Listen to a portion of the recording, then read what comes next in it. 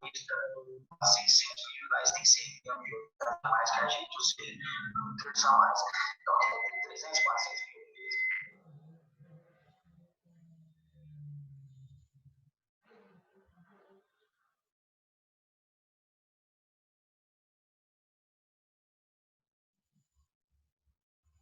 Gente,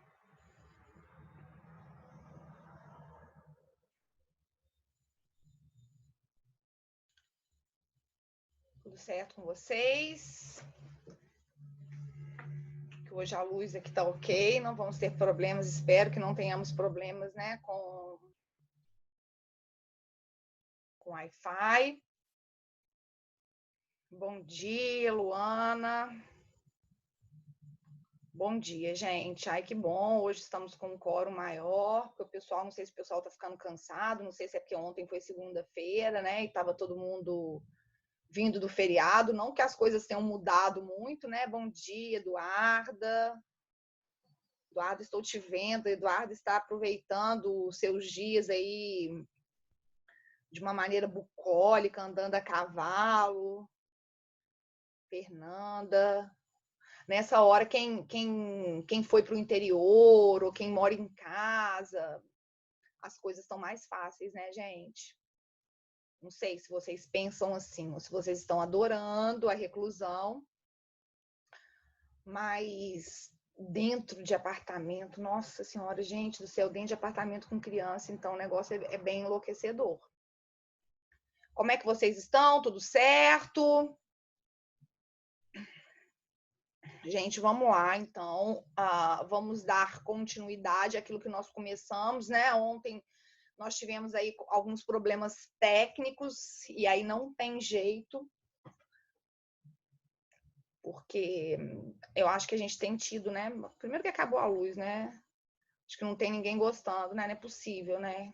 Que alguém esteja gostando, mas a gente tem que ser forte, gente, porque às vezes eu fico meio felizinha pensando assim, ai, falta pouco, aí depois aquele pronunciamento, vocês viram aquele pronunciamento do ministro da Saúde no domingo, né? Foi no domingo, nossa senhora. Vou mandar outro xerox do restante da matéria. Olha, vamos por partes, porque eu vou concluir. Eu tô fazendo roteiros, né?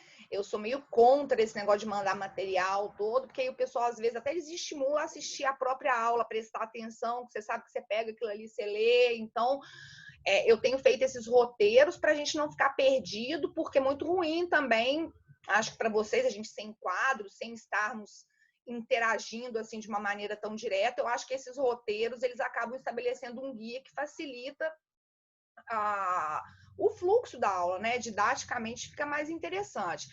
Agora, eu vou concluir, não sei, talvez não consiga concluir hoje, porque ainda tem bastante coisinhas, assim, muitos detalhes de ação penal. Estou pensando em passar alguns exercícios, aí eu disponibilizo para a Samara assim que eu conseguir fazer, porque está tão difícil, gente, é tanta coisa. Sob esse ponto de vista, para mim, de trabalho, estou mais sobrecarregada do que nunca. Questão de TCC também, que a gente tem que ficar resolvendo, e mais crianças em casas enlouquecidas. Mas eu tento mandar e quero ver se a gente faz isso, porque agora o nosso próximo, o último ponto do nosso programa é prescrição, que eu tinha uma esperança de que as aulas voltariam, né, antes de começar a prescrição, mas eu já sei que infelizmente isso não vai acontecer, então eu vou ter que começar a prescrição na fé, na cara e na coragem, porque eu acho que prescrição é uma matéria mais... Lógico que tem uma parte teórica, né, que a gente vai precisar de qualquer jeito dessa teoria, mas na hora de fazer conta, vamos ver se a gente faz uns exercícios, mas na próxima semana eu ainda vou falar um pouco mais de concluir a ação penal e quero fazer alguns exercícios com vocês, tá? E aí na outra eu começo a falar de prescrição, que é o último ponto do programa. Vou poder falar de prescrição com bastante calma. Olha, então 26 participantes, né? Que bom! Acho que ontem Ontem, depois, a doutora Laudelina até entrou em sala, vocês devem ter visto, né? Para falar para o pessoal prestigiar, vir assistir, porque depois também vocês vão ficar muito sobrecarregados, se vocês já não assistem essas aulas, né? No momento. E é o tempo que vocês estariam realmente em aula. Espera só um minuto.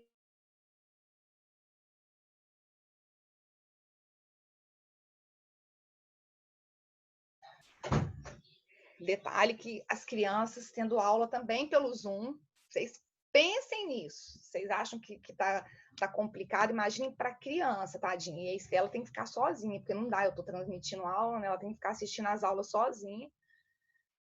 E ela é a alfabetização, né? Imagina você ser alfabetizado online. Bom, gente, vamos lá para o compartilhamento. Vou colocar para a gente dar sequência. Vamos continuar falando, então, de ação penal, né? Na aula passada, nós fizemos as considerações introdutórias. E me corrijam se eu, porventura, estiver errada, mas nós estávamos falando do... Nossa, vou espirrar. Dos princípios... Só me falta isso. Desculpa, ainda bem que nós estamos longe. Mas não é nada, não. Nós estávamos falando dos princípios da ação penal pública, né? E para esclarecer àqueles que não estavam na nossa aula de ontem, eu falei para vocês que a ação penal aparece como um tópico aqui dentro desse programa, mas eu não posso nem me aprofundar sobremaneira, porque o que acontece? A matéria de processo penal do próximo semestre é exatamente ação penal. Vocês estudam ação penal, inquérito e competência. Perdão, inquérito, ação penal e competência, nessa ordem, tá? E aí vocês vão ter esse aprofundamento. A minha ideia é realmente passar as linhas gerais. Naquela nossa última aula, que nós estávamos estudando as causas de extinção da punibilidade, eu me foquei nos pontos relativos à ação penal, fiz até um parênteses com vocês, nos pontos que realmente eram os pontos mais importantes, né? Para vocês compreenderem aqueles institutos lá que eu falei de renúncia, de perdão, de perempção, para vocês entenderem esses institutos como causas de extinção da punibilidade. Agora, vou falar mais um pouco sobre a ação penal, que é um tema realmente complexo, mas não com aprofundamento, né, merecido, porque essa é uma matéria para ser tratada a fundo dentro do processo penal, tá? E se eu começo a descambar assim, para considerações mais complexas, para discussões bastante técnicas, vocês ainda não têm nem toda a bagagem necessária, que vocês estão começando a ter processo penal exatamente nesse semestre, certo? Então, gente, vejam só.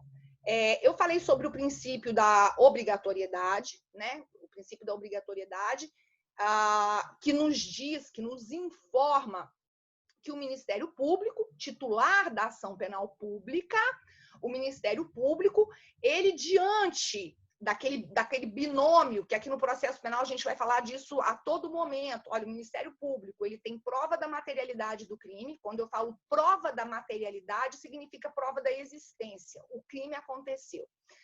O Ministério Público tem prova da materialidade e ele tem indícios suficientes da autoria. O Ministério Público ele está obrigado a oferecer denúncia, ele está obrigado. Aqui para o Ministério Público não existem critérios de conveniência e oportunidade, tá? Então, de posse aí desse material probatório mínimo, o Ministério Público ele está obrigado a oferecer denúncia, foi o que nós falamos. O princípio da obrigatoriedade da ação penal pública é um princípio que vigora de forma absoluta? Não, ele não vigora de forma absoluta, mas sem dúvida ele é a regra, né? Ele é a regra. Por que ele não vigora de maneira absoluta? Porque nós temos mitigações, nós temos situações nas quais o princípio da obrigatoriedade fica flexibilizado, fica mitigado, fica relativizado. Relativizado por quê? Ou por conta da existência de que situações? Nós temos previsões na lei, e a primeira delas, que salta aos olhos e sempre é muito mencionada, diz respeito à Lei 9.099, de 95, né, que é a Lei dos Juizados Especiais, Cíveis e Criminais.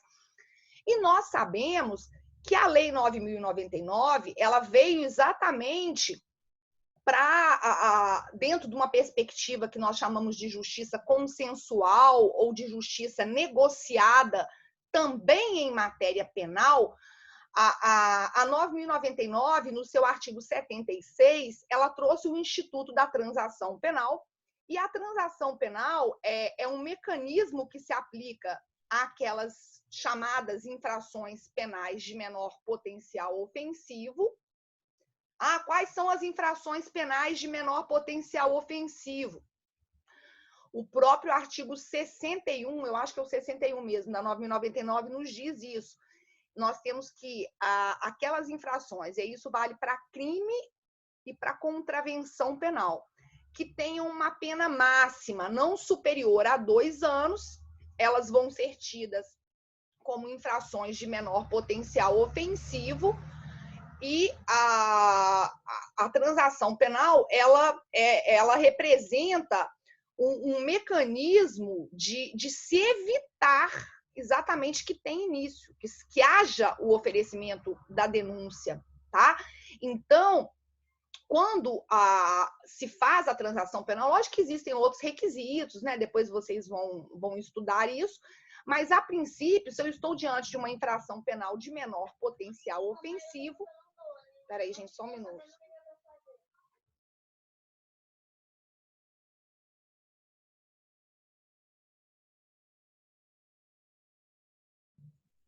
Tem uma criança ficando louca. Só a criança, né? A mãe da criança, não. A 9.099, em relação a esse Instituto da Transação Penal, ela possibilita que, atendidas determinadas condições, você tenha uma aplicação imediata de pena, sem discussão de culpa, só que essa pena é uma pena não privativa de liberdade, para que, com isso, não haja o oferecimento de denúncia, quer dizer, não existirá o processo criminal, tá? O sujeito, ele vai ter ele aceita aquela aplicação imediata de uma pena, sem discutir culpa, pena não privativa de liberdade, e com isso ele se livra do processo criminal. Então, é um exemplo clássico de flexibilização, de mitigação do princípio da obrigatoriedade. Da mesma maneira, eu falei para vocês que nós temos uma tendência que vem sendo crescente dentro do direito. Agora não entra mais aqui não, tá? Depois eu vou lá resolver. Dá licença, filha. É porque tá muito... Tá bom, só que eu tô dando aula.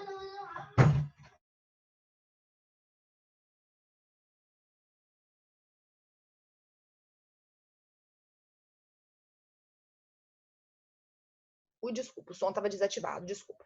Há uma tendência crescente no nosso direito penal, no nosso processo penal, da adoção de alguns mecanismos, né? Lógico, isso aí tem que ter previsão legal, existem uma série de requisitos a serem preenchidos, mas nós temos, e aí o mais recente deles, esse chamado, por exemplo, acordo de não persecução penal, né? Que a gente todos nós aí sabemos que passou a ser materializado, né? Passou a estar previsto na lei com o advento dessa chamada lei do pacote anticrime, que também representa um mecanismo, um instituto através do qual nós vamos ter aí flexibilizações de alguns princípios da ação penal, né? Da ação penal pública. Mas vejam lá, também vim falando de indisponibilidade, e quando eu falei de indisponibilidade, eu fiz a referência ao 42 do Código de Processo Penal, também tinha falado já para vocês sobre isso. Deixa eu ver, gente, está tendo algum problema?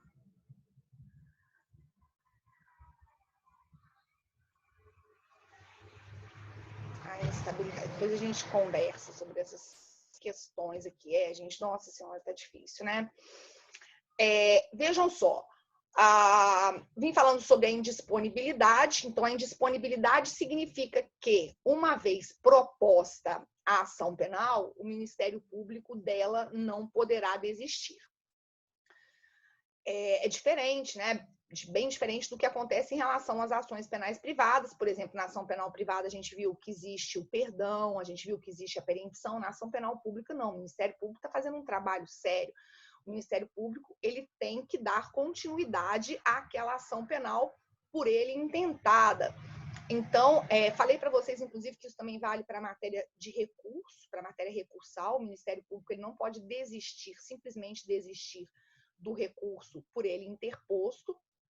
E falei ainda, fiz uma observação, espero que todos vocês se recordem, no sentido de que, quando a gente fala de indisponibilidade, e essa é uma pergunta recorrente, o princípio da indisponibilidade não obsta, não impede um pedido de absolvição por parte do Ministério Público. Quando o Ministério Público, lógico que a regra é que, naturalmente, o Ministério Público ofereceu denúncia, então o que ele está pleiteando? Ele está pleiteando a condenação. Só que, no decorrer do processo criminal, pode ser que o Ministério Público tenha se convencido de que, por exemplo, o material probatório é um material probatório extremamente frágil.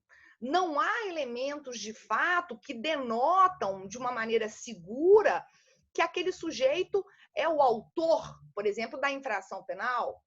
Enfim, o Ministério Público, lembrando que a função do Ministério Público, a gente costuma vê-lo dentro da ação penal pública como órgão acusador por excelência, né? Até porque o Ministério Público é o titular da ação penal pública, mas nós não podemos nos esquecer que o MP, antes de tudo, ele é custos legis, né? Custos legis, essa expressão latina, significa que o MP ele é o fiscal da correta aplicação da lei penal.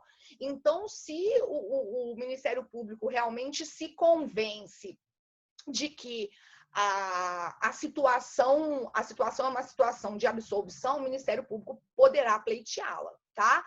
Às vezes é difícil a gente verificar isso concretamente, mas acontece. E um eventual pedido absolutório por parte do MP não significa violação ao princípio da indisponibilidade. Quando eu falei de indisponibilidade, também falei que nós temos algumas situações que vão importar inflexibilização a esse princípio. Falei do Instituto, por exemplo, da SUSPRO, lá do artigo 89 da Lei 9.099, né, a chamada suspensão condicional do processo. A SUSPRO, quando eu tenho a verificação do cabimento desse instituto, a denúncia já foi oferecida, tá? O Ministério Público já ofereceu denúncia e com a SUSPRO, com essa suspensão condicional do processo, o processo fica suspenso por um determinado período, findo o qual, se o sujeito atender aquelas condições estabelecidas, ele terá a sua punibilidade extinta. Então, a SUSPRO, ela representa uma mitigação, sim, ao princípio da indisponibilidade. Assim como outros institutos, e eu mencionei, né, lógico que não é o momento aqui de tratarmos disso a fundo, mas, por exemplo, a própria situação, ou há situações nas quais, porventura, houver um cabimento de delação premiada que venha a ocorrer no curso da ação penal, ela também poderia representar uma flexibilização a esse princípio da indisponibilidade. Quero só que vocês observem o seguinte: quando a gente fala de principiologia das ações penais públicas, a obrigatoriedade ela acontece antes do início da ação penal pública, né? Vejam, antes, porque o Ministério Público ele está obrigado a oferecer denúncia, havendo prova da materialidade e indícios de autoria. Agora, quando eu falo de indisponibilidade, a indisponibilidade, diferentemente, é um princípio que toma corpo depois do início da ação penal, né? Já houve oferecimento de denúncia, já houve o recebimento da denúncia.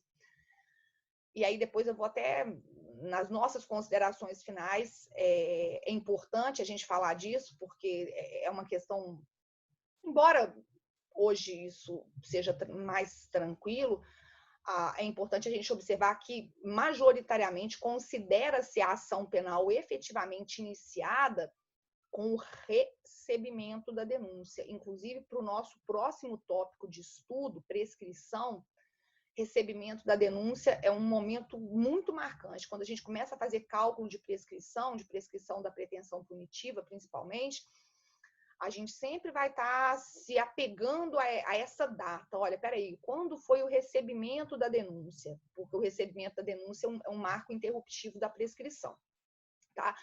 Então, não é simplesmente com o oferecimento da denúncia que eu considero que a ação penal se iniciou. Eu preciso do efetivo recebimento dessa denúncia. Mas depois a gente vai compreender isso melhor. Então, quero só que vocês observem que a obrigatoriedade, portanto, se dá antes do início da ação penal e indisponibilidade depois do início da ação penal, né? Depois de oferecida a denúncia e não necessariamente recebida, mas depois do oferecimento da denúncia. Vamos falar assim, né? A indisponibilidade é depois do oferecimento da denúncia. Falei sobre oficialidade só para que vocês se atentem ao fato de que coloca-se a oficialidade como princípio porque a ação é pública, né? Essa ação penal é uma ação pública e ela é, portanto, movimentada. Quem atua aqui como órgão persecutório é o Ministério Público, que é um órgão público. Então, essa oficialidade vem exatamente de oficial, tá? Toda a movimentação, todo o trabalho persecutório é feito por um órgão público, por um órgão oficial. Depois a gente fala de divisibilidade e de intranscendência, e vejam só, divisibilidade, aqui na ação penal pública, a gente falar de divisibilidade antes da gente entender indivisibilidade, que é um princípio da ação penal privada, pode parecer, por hora, um pouco inconclusivo, né? Um pouco nebuloso, mas a ideia de divisibilidade tratada na ação penal pública é no sentido de que o Ministério Público, a princípio, a todo tempo, ele poderá incluir novos envolvidos naquela prática delitiva, tá? Aqui também a ideia de que a ação penal... Deixa eu só ver se o pessoal está falando, o áudio está falhando.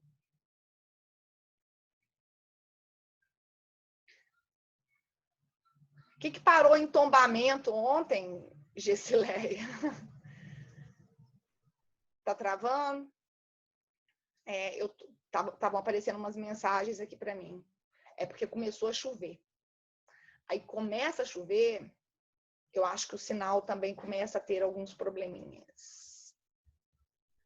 Vou tentar continuar aqui e falando mais lentamente, ficando atenta. Se tivermos mais problemas aí, vocês vão me falando que eu vou repetindo, né, gente? Infelizmente, ontem eu estava acompanhando, porque como eu estou dando aula também para o pessoal das ciências da computação, teve até uma reunião no Zoom, e eu falei, gente, nossa, na ciência da computação também isso vai acontecer, e o pessoal vai saber tomar alguma providência mágica para as coisas funcionarem, mas eu vi que não, que é geral mesmo. Ah, tá, voltar aqui na divisibilidade, né? Quando eu falei da divisibilidade, a questão é a seguinte, eu falei que para a gente, de fato, compreender, o que é essa divisibilidade? A divisibilidade, ela aparece como um princípio da ação penal pública, basicamente para se contrapor à indivisibilidade da ação penal privada. Tá? Existem alguns autores que até falam, esse princípio da divisibilidade, isso aqui é meio furado, mas aparece divisibilidade para se contrapor à ideia de indivisibilidade da ação penal privada, que a gente vai falar um pouco mais adiante. Mas ai, gente, travou de novo. Meu pai, pera que não está nem aparecendo para mim que está travando, não. Porque quando trava, começa a passar. A conexão está instável. Só porque essa questão da divisibilidade é problemática, aí trava na hora. Mas, enfim, voltando. Divisibilidade, aqui como princípio da ação penal pública, fica lento? Nossa, gente, que esquisito, hein? Aí é ruim, né? Eu sei que é ruim. Aí a gente já vai ficando... Deixa eu ver o que vocês estão me falando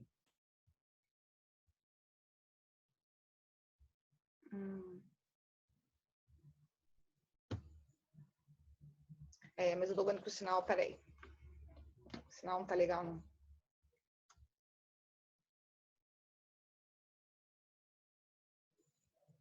O negócio aqui não tem muito o que fazer.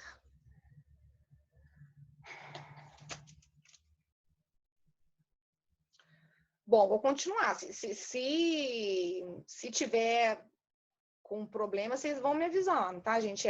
Infelizmente, né, do jeito que dá. Continua em slow motion, meu áudio.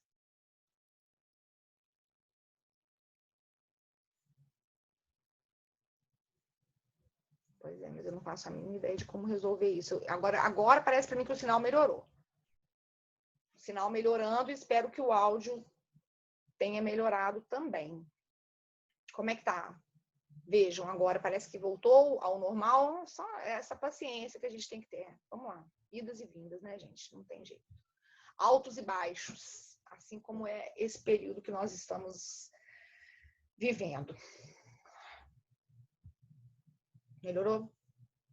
Tá. Se ficar ruim, vocês me avisem.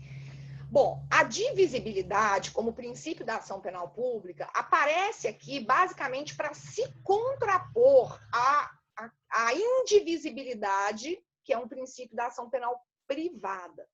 A gente vai compreender de fato, ou a gente vai compreender melhor o que é essa divisibilidade, quando nós estudarmos a indivisibilidade como princípio da ação penal privada. Alguns autores até questionam, dizem que é bobagem se falar de divisibilidade, mas a ideia aqui é a seguinte: o Ministério Público, até de maneira diversa, né, do que muitas vezes a gente vai verificar acontecer na ação penal privada, o que acontece? Vocês lembram até quando a gente falou, quando eu falei do perdão, quando eu falei da renúncia, eu falava assim, olha, a renúncia em relação a todos se estende. O sujeito ele não pode escolher quem ele quer punir, né, na ação penal privada. A gente via isso. E isso daí fica muito nítido quando a gente fala do princípio da indivisibilidade da ação penal privada. Logicamente que o Ministério Público, até por não ser uma parte envolvida na prática da infração penal, porque vejam, na ação penal privada, quem está atuando como acusador é a vítima, né? Quem a gente chama de querelante aqui na ação penal privada é a própria vítima. Ela é uma parte diretamente envolvida na... Gente do céu. É uma parte diretamente envolvida. Continua travando? Meu pai.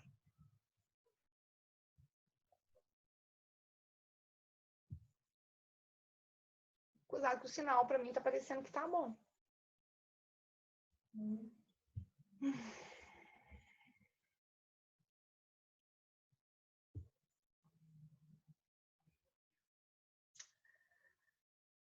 Vou tentar continuar mais uma vez. Tá, continua travando? Eu falando aqui essas... Melhorou. Vamos lá. Então, gente, na ação penal, isso é ruim, porque vai me quebrando o raciocínio toda hora. E eu sei que para vocês também é péssimo, né, gente?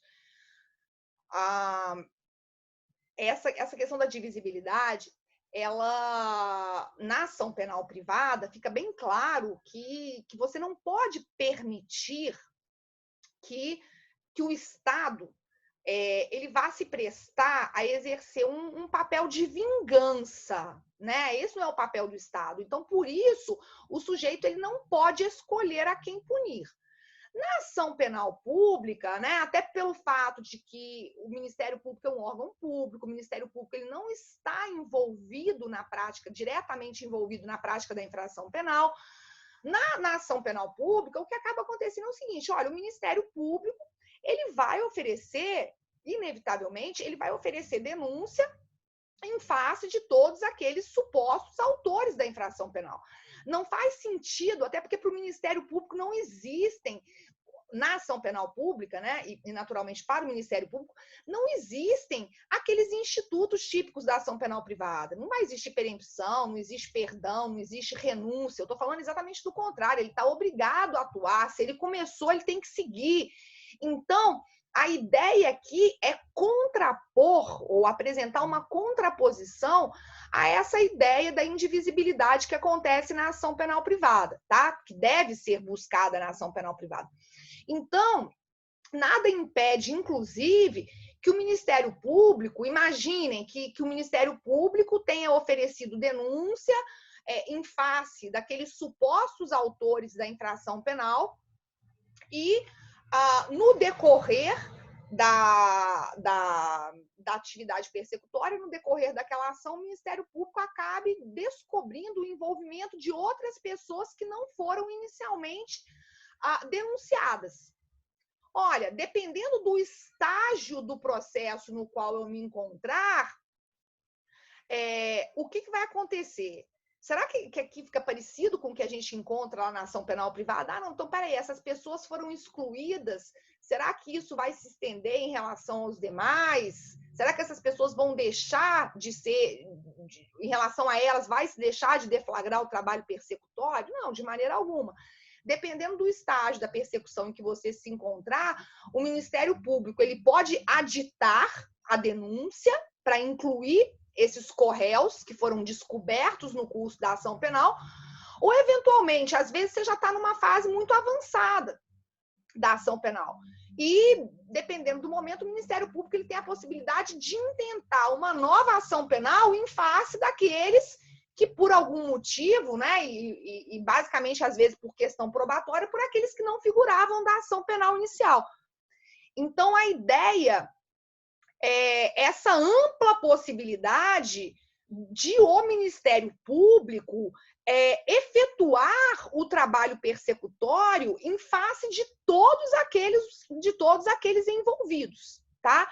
Então, por isso se falar que seria divisível. O Ministério Público, dependendo da situação, às vezes ele pode até ter que se valer de ações penais diversas, mas, naturalmente, como ali, até pelo fato, né, de nós observarmos que há um interesse público muito mais preponderante do que o que existe na ação penal privada, o Ministério Público, a ele incumbe, ele é perfeitamente capaz, não só capaz, ele deverá fazer isso, ele tem que intentar a ação penal em face de todos aqueles envolvidos, ainda que isso não aconteça.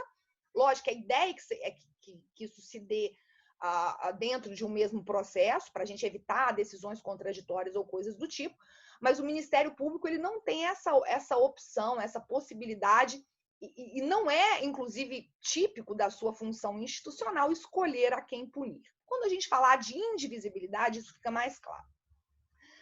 O último princípio que eu coloquei aqui, e aí eu vim falando de intranscendência, isso aparece... É um princípio que vale tanto para a ação penal pública quanto para a ação penal privada. Lógico, depois, quando a gente chegar lá nos princípios da ação penal privada, eu não vou falar disso novamente.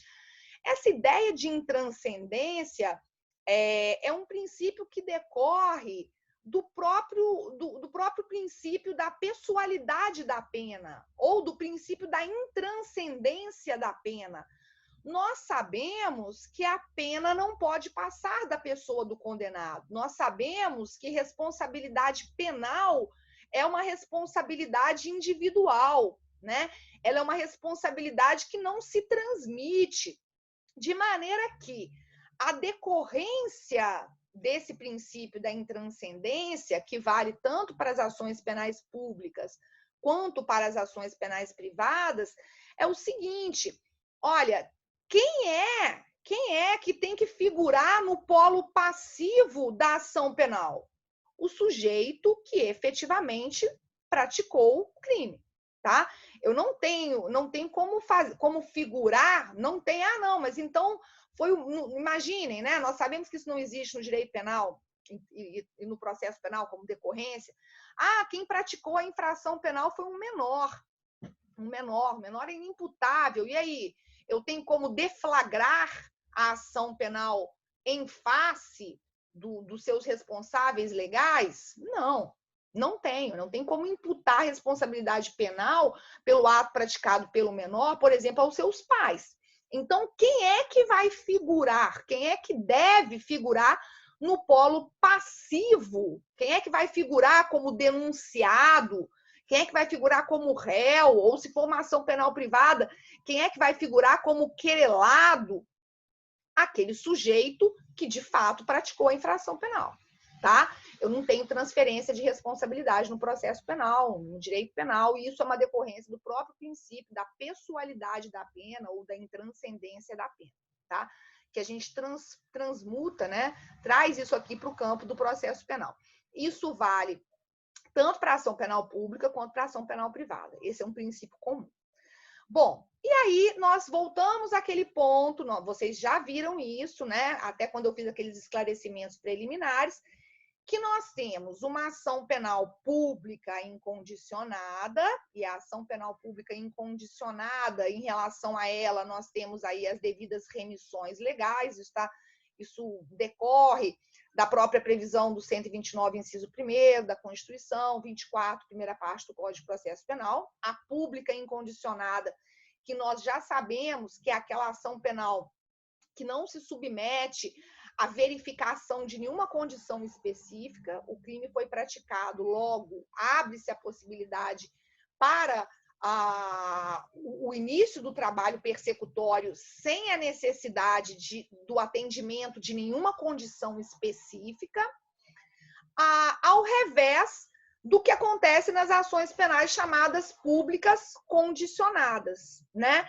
E a pública condicionada, a gente tem essa primeira menção aqui no 24, segunda parte do Código de Processo Penal, de forma que passamos a compreender, portanto, que a pública condicionada, conexão instável.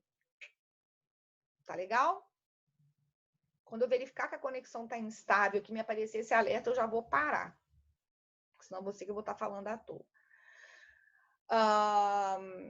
Vejam, a pública condicionada, que nós também já vimos em linhas gerais, ela pode ser condicionada a quê?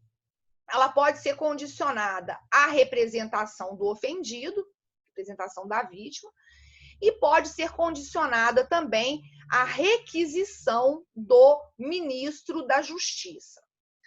Alguns pontos, ou os pontos mais importantes em relação à ação penal pública condicionada à representação do ofendido. Conceito da representação. O que é a representação? A representação é essa manifestação de vontade, ela nada mais é, né? Ela é uma condição exigida pela lei para que tenha início o trabalho persecutório, mas a representação, ela nada mais é do que essa manifestação de vontade, ela é uma manifestação de vontade da vítima, ou dependendo da situação do seu representante legal, no sentido de que ela deseja que seja deflagrado, que tenha início o trabalho persecutório, tá? Então, de uma maneira simples, a representação é isso. Ela é essa manifestação de vontade. A pessoa quer que o trabalho persecutório seja deflagrado. O trabalho persecutório em face daquele autor da infração penal, de ação penal pública condicionada à representação, que o trabalho persecutório seja deflagrado, que o trabalho persecutório tenha início, tá? O que não significa, e depois vocês vão compreender isso, o que não significa que, olha, o cara representou, ele representou. Vamos pensar o crime por excelência que a gente trabalha aqui, né, de ação penal pública condicionada à representação, crime de ameaça, tá? Então, eu fui até a delegacia de polícia, fiz um boletim de ocorrência, relatei os fatos ocorridos. Digamos que eu tenha até ali um material probatório já de antemão, comprovando a materialidade do fato. Vamos imaginar que essa pessoa, ela me fez uma série de ameaças através de mensagens de WhatsApp, mensagens também através de redes sociais, e aí eu dei print em tudo, levei, encaminhei, mostrei à autoridade policial, e com isso deu-se início.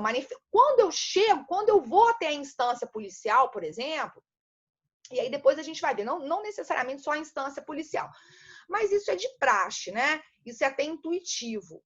Depois eu vou falar com vocês, quando a gente fala aqui do artigo 39, a representação, por exemplo, ela também pode ser feita perante o Ministério Público. Nada te impede de ir até o Ministério Público e representar.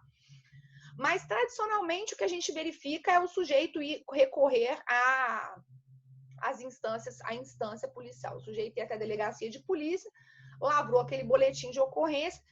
E aí? Eu preciso de algum requisito? Eu preciso de alguma forma especial? É uma petição que eu tenho que fazer dirigida a alguém? Não, a representação, ela não tem forma pré-estabelecida, tá? Inclusive, depois eu vou falar, ela pode se dar de maneira oral e ser reduzida a termo. A representação, ela é simplesmente essa manifestação de vontade inequívoca. O sujeito deixa claro que ele quer que seja deflagrado o trabalho de persecução penal. Quando eu falo aqui da natureza jurídica, e a natureza jurídica, tanto da representação quanto da própria requisição, então o que eu vou falar aqui já vale lá para a requisição, isso é importante que nós saibamos. A natureza jurídica, a gente diz que a representação, ela é uma condição objetiva de procedibilidade, tá? Então, a natureza jurídica da representação é de uma condição objetiva de procedibilidade. Procedibilidade, com C, né, gente? Procedibilidade, tá? Então, até a gente compreende isso com base até no que eu falei para vocês antes, né, na conceituação, essa manifestação inequívoca para que seja deflagrado, para que se proceda ao trabalho persecutório, tá? Então, é uma condição objetiva, quer dizer, é uma condição que deve se fazer presente, essa manifestação de vontade, para que se proceda, para que tenha início o trabalho persecutório. Sem a representação, olha, imaginem que, acho que o crime de ameaça, que é o que a gente gosta de trabalhar, ou às vezes a gente tem outras hipóteses também, lesão corporal leve. Lesão corporal leve, ação penal pública condicionada à representação, em regra, né? Então, o que acontece? Se a pessoa não representa, o Estado, né, os órgãos persecutórios do Estado, aí tem como, os órgãos persecutórios, imagine, a polícia vai ficar investigando imagine, a polícia instaurando um inquérito policial para apurar se uma pessoa foi ou não foi ameaçada. Se essa pessoa ameaçada está pouco se importando com isso não faz sentido, né? E ainda que porventura isso acontecesse, esse trabalho persecutório seria um trabalho persecutório inválido, comprometido. Eu preciso da representação, tá? O trabalho só vai ter início se a representação se fizer presente. Agora, então, digamos, eu fui vítima de uma ameaça ou eu fui vítima de uma lesão corporal leve, naquela hipótese que a ação penal é pública condicionada à representação, e eu vou até a delegacia de polícia e relato aqueles fatos. Aí sim, aí nós vamos ter andamento. Lógico que esses crimes, o que acaba acontecendo? Quando eu tenho ação penal pública condicionada à representação hoje na nossa sistemática, via de regra, são crimes mais leves, né? Você não vai ter um homicídio com a ação penal pública. Os crimes pesados, os crimes nos quais a proteção de bem jurídico é um bem jurídico de fato, de extrema relevância, são crimes de ação penal pública incondicionada, né? A vítima não tem que falar se quer ou se não quer.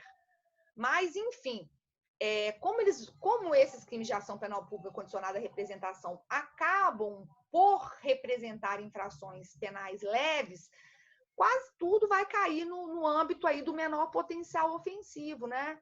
Então, a pessoa representa, a pessoa vai na delegacia de polícia, isso não vai nem ser exatamente, isso não vai nem dar margem para instauração de inquérito, porque, embora vocês não tenham estudado isso no processo penal, mas todo mundo sabe que quando nós temos as infrações penais de menor potencial ofensivo, não tem instauração de inquérito. A gente tem aquela figura do TCO, né? O TCO, que é o chamado termo circunstanciado de ocorrência. Ele não é a mesma coisa que inquérito policial, né? Não é a mesma coisa que o BO, mas você faz aquela ocorrência ali de uma maneira simplificada, e se você já tem aquele mínimo de elemento probatório, isso vai ser encaminhado para os juizados, né? Isso vai ser encaminhado para o juizado, a pessoa vai ser chamada lá no juizado. Eu não estou dizendo que não dá em nada, mas é difícil a gente imaginar por uma ameaça, por ou outros crimes, por exemplo, crime contra a honra de funcionário público, pode ter ação penal pública condicionada à representação. Ou a lesão corporal leve mesmo, que eu falei para vocês. Então, isso acaba não tendo lá, né? Ninguém pense que alguém será preso, né? Mantido em cárcere pela prática desse tipo de infração penal.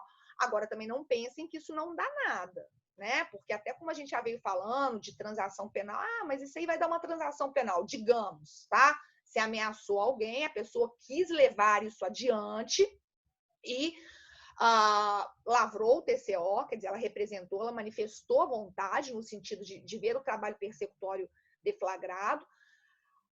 O TCO foi encaminhado para os juizados, e aí você, que foi o autor da ameaça, você vai ser intimado para comparecer nos juizados no dia e hora designados. Se você quiser, você vai acompanhado de advogado. Se você não quiser, você vai sozinho.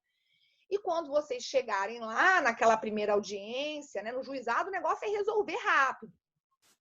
E o pessoal que não está, às vezes, acostumado tanto com o trato diário, ou quando a gente faz a leitura na lei, fala lá, o Ministério Público, o juiz.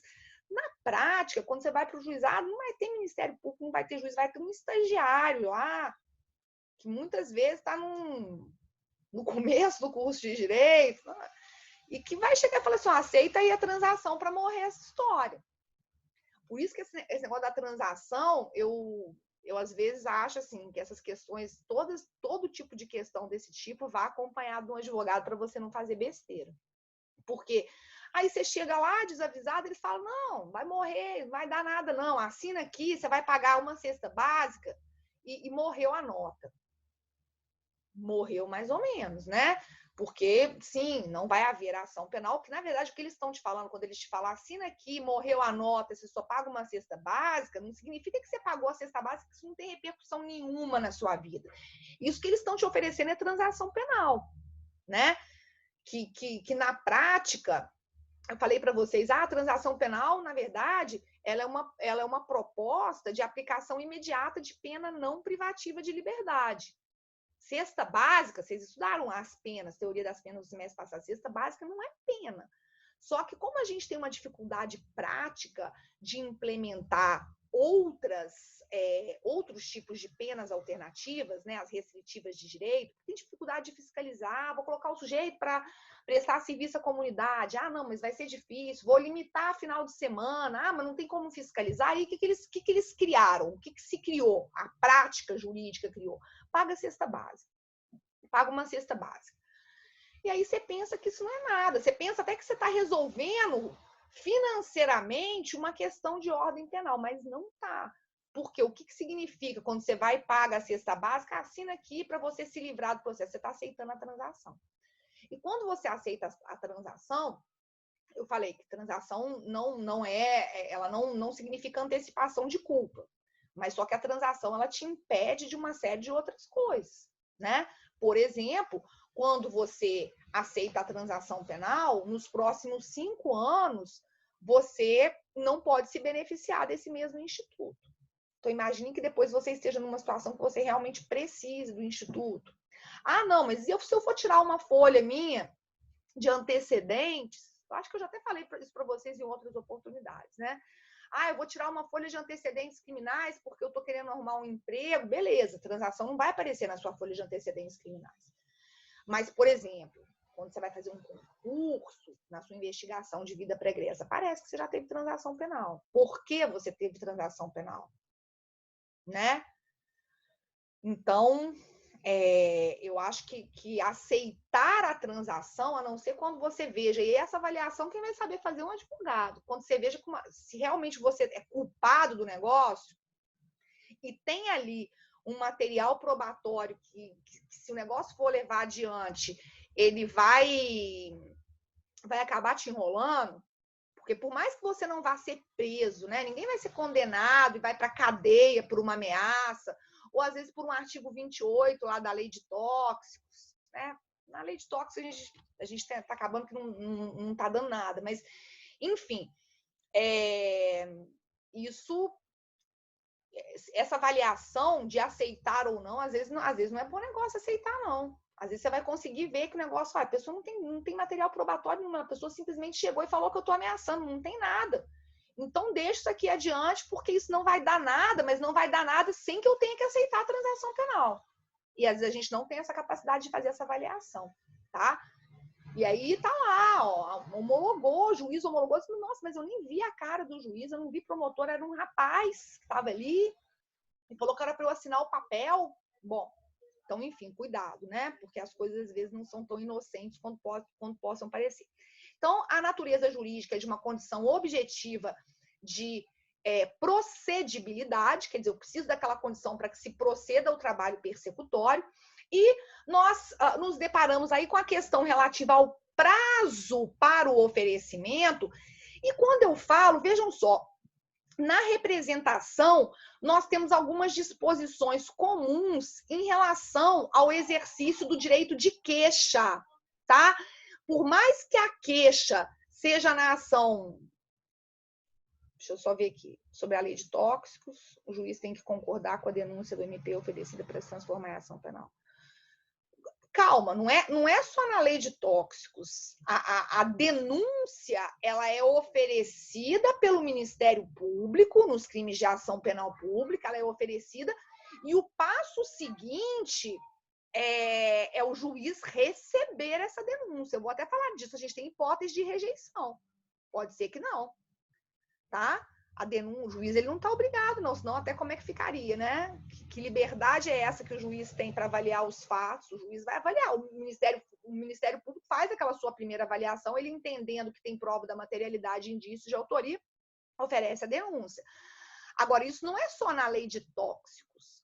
Eu quis me referir aqui àquela infração lá do 28 que eu trazer consigo para uso, que cada vez mais, né, a gente, embora isso não possa ser afirmado, a gente fala que ele não pode falar que a lei descriminalizou. Não, continua sendo crime. Mas despenalizou no sentido de não haver a aplicação de pena privativa de liberdade, mas isso dá dor de cabeça, né? Isso acaba dando problema, porque às vezes isso vai acabar dependendo da situação. E peraí, conexão instável. Agora, atenção a isso. O Ministério Público oferece a denúncia, calma, isso não significa que a ação penal começou, não. O Ministério Público oferece denúncia, passa o seguinte, o juiz vai receber ou não, tá? Vai receber ou não. Nossa, mas que absurdo, o juiz tinha que ter recebido. Aí o Ministério Público tem recurso. Mas isso não é automático, tá? Existe todo um procedimento criminal. Igual vocês estudam lá no processo civil. Olha, eu não apresentei a minha petição inicial, e aí, foi oferecida a petição inicial, apresentada a petição inicial. O juiz ele vai receber ou não, ou rejeitar, tá? E no processo penal é a mesma coisa.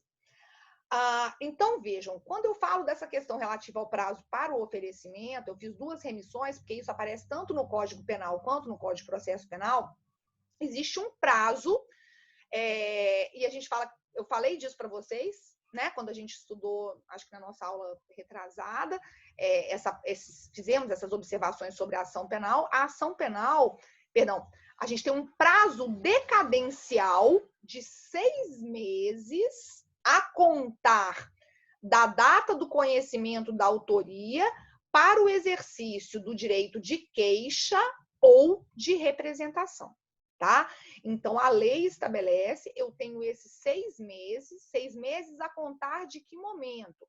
A contar da data do conhecimento da autoria. Olha, imagine que de repente eu estou sofrendo uma série de ameaças já há tempos, há anos, só que agora Agora, recentemente, que esse sujeito ele apareceu, que eu descobri, eu desconfiava, e aí as minhas suspeitas se confirmaram, e o sujeito começou a ser tão descarado que ele está aqui, ó, confirmando. Sou eu mesmo, estou te mandando essas mensagens ameaçadoras.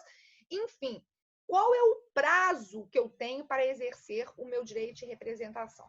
Eu tenho um prazo de 6 meses, tá? 6 meses a contar da data do conhecimento da autoria.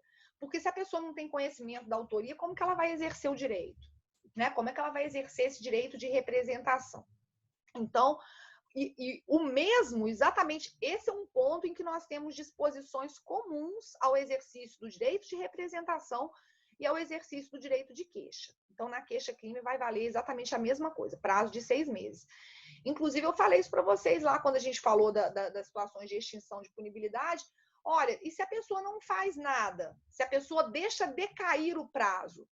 Extinção da punibilidade, tá? A questão da retratabilidade, a possibilidade de retratação dessa representação.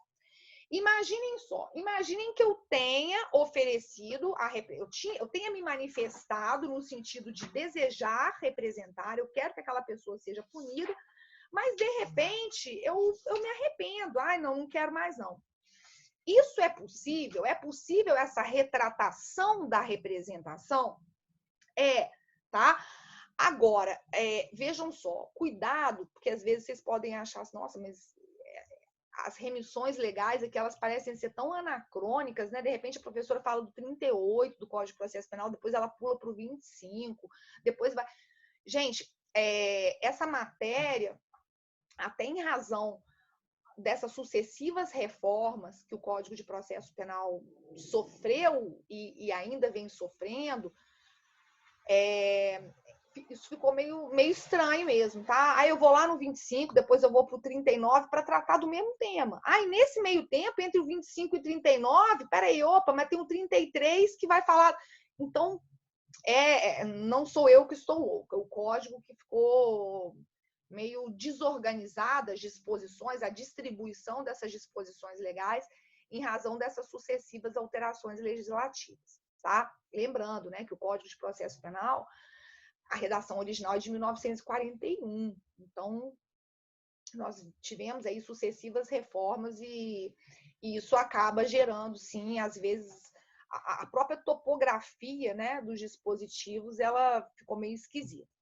Então, é possível a retratação da representação? Eu posso voltar atrás? Eu posso mudar de ideia? Posso. A qualquer tempo? Não, não é a qualquer tempo. O artigo 25, olha, ele diz aqui, a representação será irretratável depois de oferecida a denúncia. Então, antes do oferecimento da denúncia, eu posso mudar de ideia, tá? Antes do oferecimento da denúncia, eu posso mudar de ideia. Não há essa possibilidade. Inclusive, depois vocês, já naquelas conjecturas mais complexas, mais profundas, e às vezes mais teóricas também do que tudo, mas do direito processual penal, eu estou falando que é possível a retratação da representação. Né? Suponhamos que nesse caso aí da ameaça, fui lá, fiz o TCO, no dia da audiência eu mudei de ideia. Então, não teve oferecimento de denúncia. Eu falo, não quero mais não, eu gosto dessa pessoa, a gente já se entendeu, tá tudo bem. Posso? Posso. Morreu a história ali. Agora, eu posso ter a retratação da retratação? O que é isso? Retratação da retratação. Olha, a retratação da retratação, na verdade, ela equivale a uma nova representação. Né? Porque se eu for falar assim, olha, eu representei, aí eu me retratei, aí eu me retratei da minha retratação. Ou seja, a retratação da retratação, ela verdadeiramente equivaleria a uma nova representação. Posso fazer isso? Olha, a doutrina vai falar que pode, tá? A doutrina vai entender que pode sim, que é possível a retratação da retratação. Agora, lógico, desde que nós observemos aqui esse artigo 25 do CPP, desde que antes de oferecida a denúncia. Às vezes isso fica meio esquisito, né? Que a pessoa muda de ideia, não, agora eu quero, agora eu não quero. Mas Isso é possível, tá? A doutrina nos diz que a retratação da retratação seria possível e equivaleria a uma nova representação, desde que atentado o prazo estabelecido pelo artigo 25 do CPP, quer dizer, antes do oferecimento da denúncia. Ok? E aí, para fechar as principais observações em relação à representação, eu fiz a remissão ao artigo 39 do Código de Processo Penal, que trata exatamente disso. Olha, o direito de representação, ele pode ser exercido pessoalmente, quer dizer, o sujeito vai até a delegacia, o sujeito procura o Ministério Público, ele pessoalmente, ou por procurador.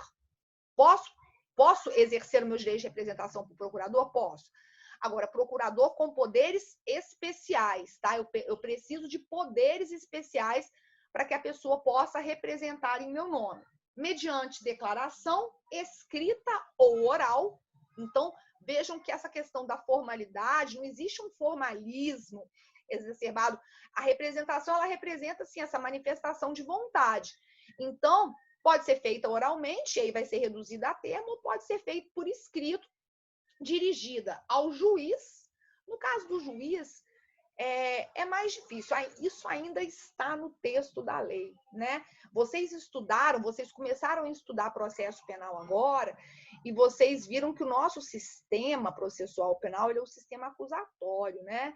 E esse sistema acusatório, um dos grandes pilares do sistema acusatório é exatamente a tripartição de funções. Eu tenho um órgão que acusa, eu tenho um órgão que defende, eu tenho um órgão que julga.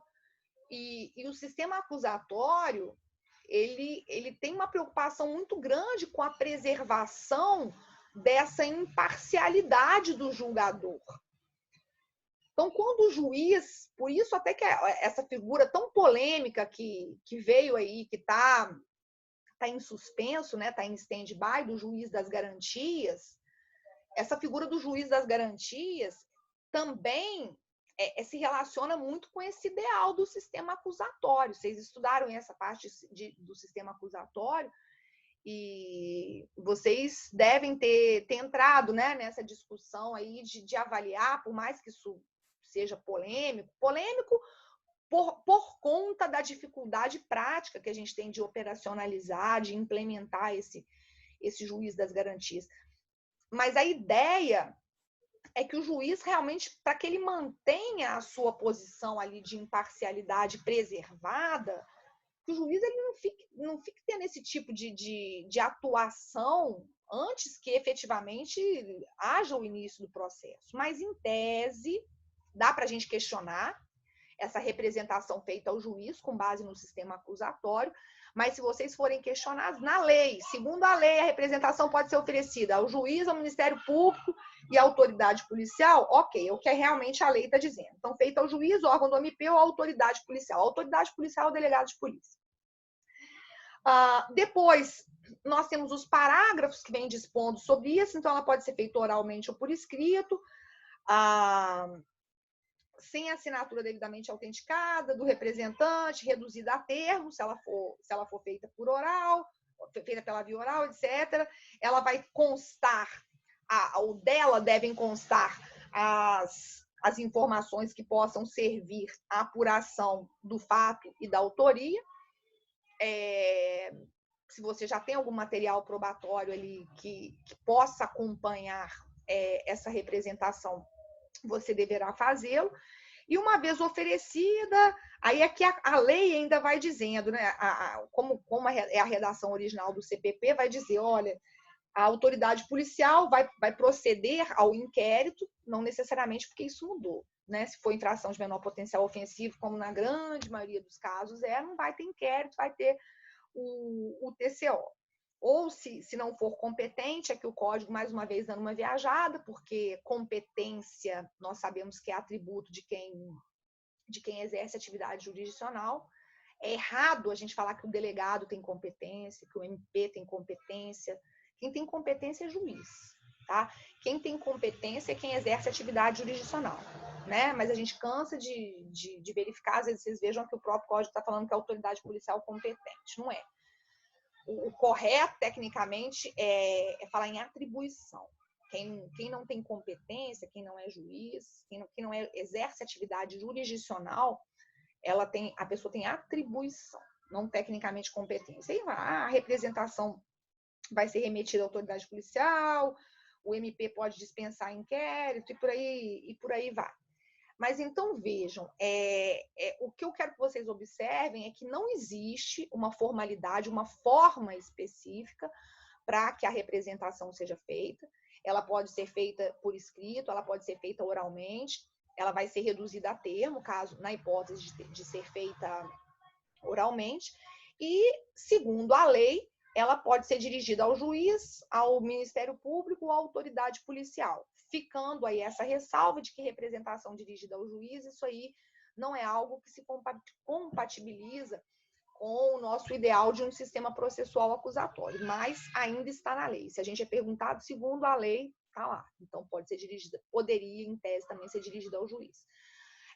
Sem maiores formalidades, o que de fato importa é que fique inequívoca essa vontade de ver deflagrado o trabalho persecutório.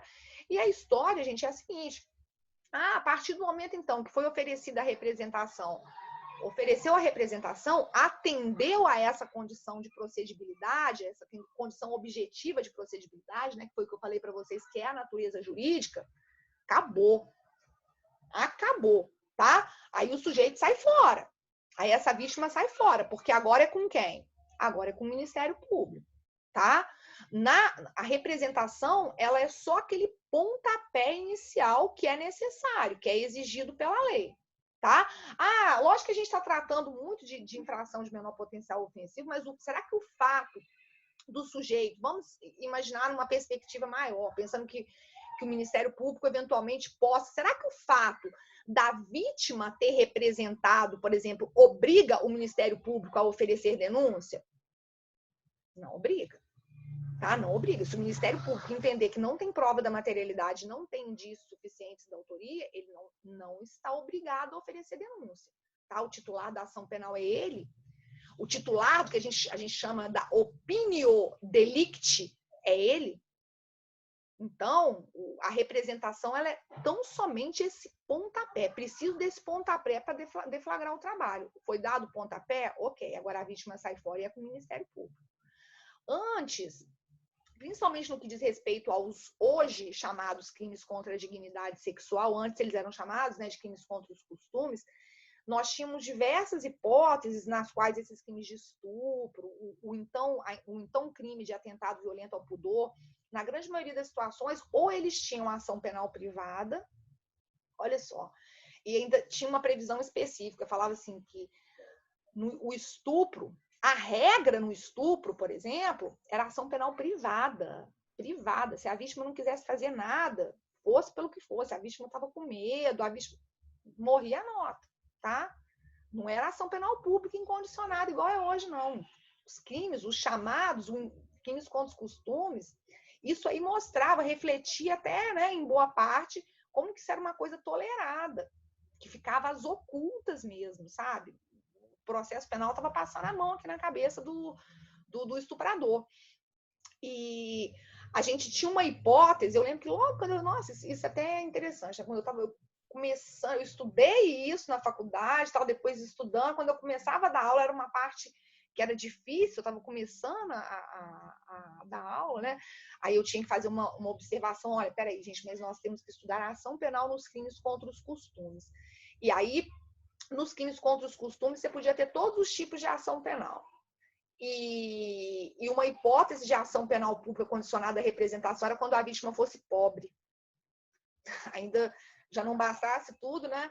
Então, olha, mas calma, se a vítima for pobre, a ação será pública condicionada à representação.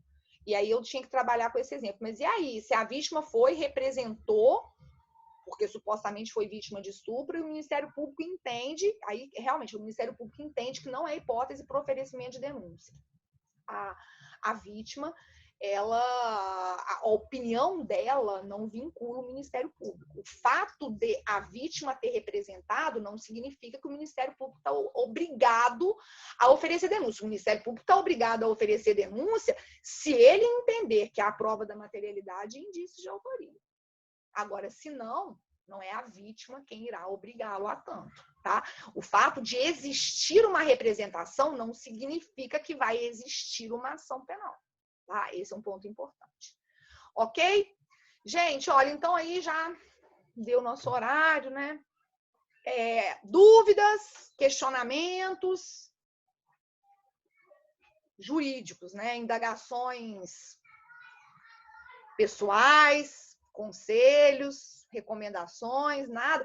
Nossa, sabe o que eu tô notando? Eu tô achando que o pessoal tá interagindo. Nas primeiras semanas o pessoal interagia mais, tô achando que o pessoal tá interagindo pouco.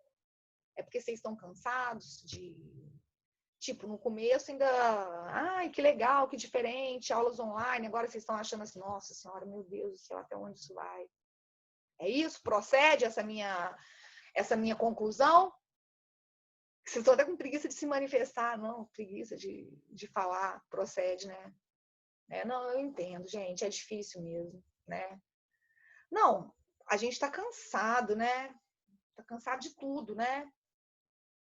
Cansado, gente, mas a gente vai ter que ter muita força, porque foi o que eu tava até falando para vocês, eu já tô até com as ideias meio confusas, saudade da faculdade, né? Tudo que a gente reclamou, de ficar parada ali no corredor, de ver. Aí você vê que o professor tá chegando, aí você baixa, ai, que saco, né?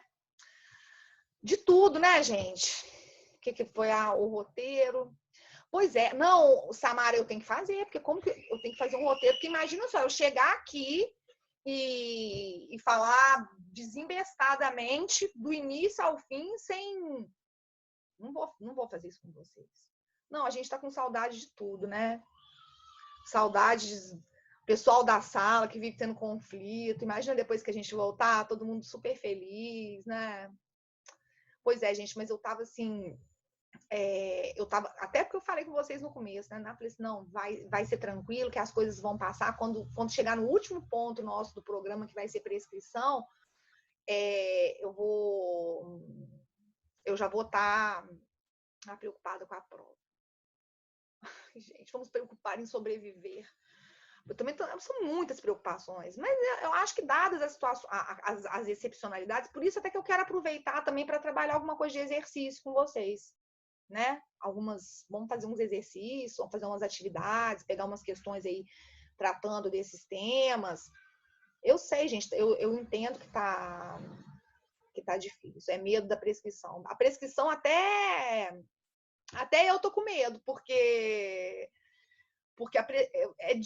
né, ensinar prescrição é sempre um ponto problemático, sabe? Às vezes o pessoal fala bem superficialmente. Lógico que se a gente estivesse junto, eu ia ia aprofundar mais no negócio. Mas pensa bem, é a mesma coisa. Tem muitas contas, né? Vocês vão ter que dar um jeito de interagir. Eu acho até que eu tô... não, esse negócio da prova, ninguém sabe quando será, ninguém sabe como será. Eu acho que a Samara que é representante, ela tá participando mais das reuniões, aí talvez esteja sabendo até mais do que eu mesmo, Samara. Porque eu ouvi esse papo, mas também nada me foi repassado assim oficialmente, não, sabe? Eu acho que agora o negócio é muito assim, vambora, vão dar aula, e às vezes eu fico até triste, porque como eu também tô cansada, sabe? Então, às vezes eu não tô conseguindo dar aulas tão empolgantes para vocês, né? Sabe? Queria que eu ao vivo, totalmente diferente, né? Mas, assim, tô aqui todos os dias, eu sempre procuro preparar as coisas antes. É mais difícil de anotar, eu sei. O Rodrigo falou que a prova vai ser em agosto, meu pai. Mas, Lídia, as aulas, de toda maneira, eu tô... As de ontem ainda teve aquele problema técnico lá, né, que quase me enlouqueceu, que a luz acabou na hora. Elas eu tô encaminhando depois para para Samara e também estão lá, né, no YouTube, naquele não vai falar grupo, não, como é que chama, gente, no YouTube? No canal da coordenação do direito. Então, às vezes, se você quer fazer as anotações todas, depois você vai assistindo só para você deixar tudo registrado. Mas vai dar certo, gente. Vamos pensar que dá certo, pelo amor de Deus. Vocês têm que ficar mais animados também. Porque eu tô começando a ficar... Não, Pois é, esse é um outro problema, né? Os professores viraram youtubers. Nossa, mas eu tô só piorando. Eu lembro nos primeiros dias, ainda quando chegava a hora da aula, eu falava assim, deixa eu passar um batonzinho, né? Pra eu aparecer mais bonitinho pros meninos. E aí, gente, cheio de graça. Agora, tipo assim, eu coloco uma blusa e fico com um short do pijama. Gente, acho que a nossa luta ainda... Mas não podemos desanimar. O que está sendo difícil foi o que eu falei para vocês hoje mesmo. As meninas entram aqui, não, vai dar certo. Você pensa, eu preciso criar um ambiente de concentração, né, com crianças, com 2 crianças. E as aulas das crianças, da Estela, então, essas aulas online. Gente, todo dia no meio da aula online ela surta. Ela começa a chorar, e aí fala que a professora tá muito chata, e eu tenho que ficar tomando cuidado para fechar o microfone, né? Porque o que acontece? Eu tô dando aula, eu deixo o celular com ela para ela assistir pelo celular. Aí outro dia eu tava vendo, tem uma tal tia de inglês, que as professoras não são crianças, eles não sabem tanto o nome. A tia de inglês, mamãe, eu não suporto a tia de inglês. Falei, meu pai do céu, mas o que a tia de inglês está fazendo? Quem tava chorando? Tá, mas vai dando desespero. Não, gente, e aí vocês pensem na minha situação, porque vocês podem chorar e podem dar um ataquezinho. Eu não posso, não é? Eu tenho que estar aqui com vocês, eu tenho que estar falando. Toda hora, aí a voz começa a ficar ruim, a criança está gritando, e eu tenho que concentrar para eu não perder. É bem enlouquecedor. Realmente, eu acho que eu vou sair uma pessoa muito melhor disso, mas... E para as crianças, eu estou preocupada, porque vocês têm essa facilidade. Aqui também ninguém, lógico, tem as dificuldades da gente. Agora, uma coisa para vocês pensarem. O pessoal às vezes fala muito dessa coisa de, né, de virtualizar tudo, muito curso online, não sei o quê. Vocês pensam o que é você ter só aula online? Às vezes, acho que, espero que disso tudo o professor também saia mais valorizado. Porque... Agora, para criança, gente, pensem para criança. Vocês não têm noção do que essa menina está passando, não. E aí eu tenho que ser professora em tempo integral. Porque agora eu acabo aqui, eu tenho que fazer a tarefa com elas. Tem que fazer a tarefa, sabe? E ela está alfabetizando. Nossa, é difícil. Não é fácil, não. Mas se Deus quiser, a gente vai sair disso valorizando tanto coisas banais, não é? Vocês vão estar valorizando a aula. Nossa, que beleza, aula presencial, olhar para sair de casa. A gente fala, nossa, pegar o trânsito e é o que a gente está precisando. Então, aí que a Alice está falando que ontem acabou a luz aqui. Hora de entrar, saudade de ir para a aula, né, minha filha? Nossa, saudade, muita saudade das coisas básicas mesmo que a gente fazia e não valorizava.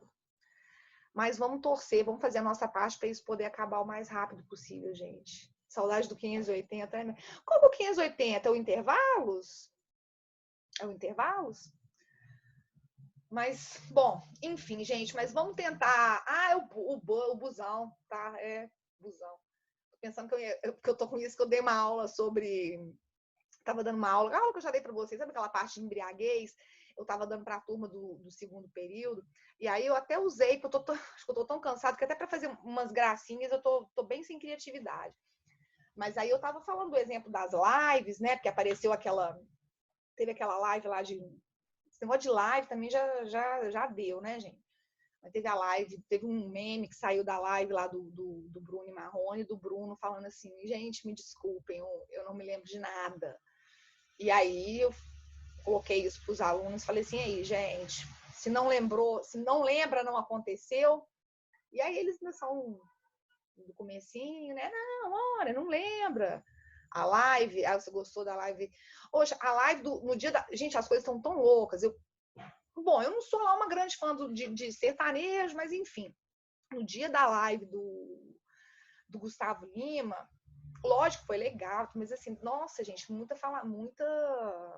Aí, vocês estão gostando, né? Sei lá, mas não dá pra criança ver. Os caras estão ficando muito loucos, né? E falam muito palavrão, exatamente. Então, assim, tem umas coisas que... Só que no dia da live, tava... Gente, as crianças, a gente também fica assim, não sei se está acontecendo com vocês, tem umas horas que vocês estão super bem, assim, tô bem e tal, e depois dá uma baixa, que você começa a parar e pensar, assim, ai meu Deus, o que vai ser, o que vai acontecer com a humanidade? Enfim, aí eu até coloquei a Estela falei, vamos ver aqui com a mamãe um pouco da live, porque ela gosta sabe, de algumas músicas, inclusive ela acha que aquela música Cabelo Cor de Ouro foi feita para ela. Falei, gente, essa música só pode ter sido feita para mim, né, irmão? Mas ele começou a falar, lembrando também que estão fazendo um certo drama, né? Porque se tem alguém que está se dando bem nesse momento, vamos ver o que vai o que nos espera aí pela frente, a crise econômica, mas não é hora de falar disso. Mas, pô, pessoal, né, gente? Você chega lá, obrigada Cielo, obrigada Americanas.com, obrigada Boêmia, obrigada não sei mais quem, e todo mundo Sadia, começaram a fazer. Bom, se tem alguém que está se dando bem, são eles, né? Batendo todos os recordes de visualização em YouTube, em plataforma. Enfim, mas ele começou a falar do tempo que... E ela estava empolgadinha, até dançando, no começo, que o negócio não estava tão pesado ainda, né? A falação de palavra. Quando ele começou a contar que era pobre e de noite tinha que dormir 7 filhos na mesma cama, e que eles comiam farinha, meu Deus do céu, mas a menina começou a chorar e entrou numa crise existencial do sofrimento, da tristeza da vida do Gustavo Lima. Eu falei, minha filha, aí não, porque aí a gente tenta, até no momento do entretenimento, a criança começa a ter uma crise existencial e sofre. Eu falei, não, mas olha, não, calma, olha lá onde que ele está agora, olha a situação dele agora. Não sofra por isso. Mas, e outra coisa que eu tive que fazer, a Gabi tá aí, Gabi, além buscando vias alternativas. Aqui em casa está todo mundo tomando florais. Agora, eu também comprei um óleo essencial de lavanda, que é para trazer calma de noite, principalmente 2 vezes ao dia eu passo na planta dos pés das meninas, tem que dar uma massageada, tenho que usar assim, uns subterfúgios da medicina holística para baixar o fogo. Porque os óleos vale muito a pena, viu? Tem uma farmácia que está até fazendo entrega, que não isso é muito bom. Eu estou tendo que me valer dessas coisas. Aí eu comprei um difusor que coloca água, e você coloca uma gotinha. O óleo rende pra caramba, né? Nossa, acho que vai durar anos. E chazinho, são umas coisas assim. Mas eu tô buscando esses subterfúgios pra... Minha mãe compra muito cigarro, calma. Cigarro de quê? De lavanda? Só não pode ser o conhecido, né? Tem coisas... Enfim, gente, mas eu acho que agora, eu só acho que tá todo mundo muito nessa coisa de muita bebedeira, né? Sei lá, fica triste. Não sei. E aí acaba que as pessoas se reúnem, fazem churrascos, enfim, isso não pode, né, gente? Mas vamos torcer, vamos firmes e fortes aí, tá? Tá vendo? Olha como é que todo mundo gosta. Quando eu tô falando da aula, a interação tá baixíssima. Quando eu começo a falar de outros assuntos aleatórios, é porque tá todo mundo com saudade de conversar, né, gente? Não, mas então na próxima aula, quando eu terminar a ação penal, a gente continua no bate-papo, tem até que parar, porque esse aqui tá gravando. Aí depois, quando eu disponibilizar o... Mas é a necessidade de interagir. Sim, a gente tá carente disso, né? Tá super carente. Nossa, mega carente de ter dúvidas. Não, eu sei, é difícil. Porque eu acho que às vezes tem até uma questão, sei lá, tem uma questão psicológica nisso, né? Da gente saber que o professor tá ali. Não, mas não deu hoje, na próxima aula ele vai estar. O Iago falou que vai aceitar todo tipo de convite que ele receber depois da quarentena. Não, vamos ver o que vai ser. Vamos torcer, gente, porque eu acho que ainda dura, né? Já que eles estavam, foi o que eu falei para vocês, já que eles dizem que o pico, deixa eu só encerrar.